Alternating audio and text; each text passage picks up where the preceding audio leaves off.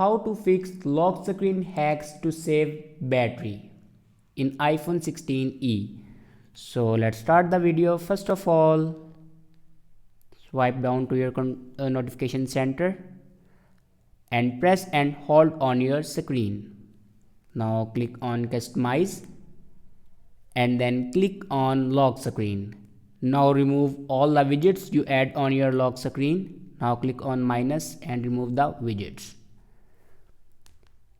And then click on done.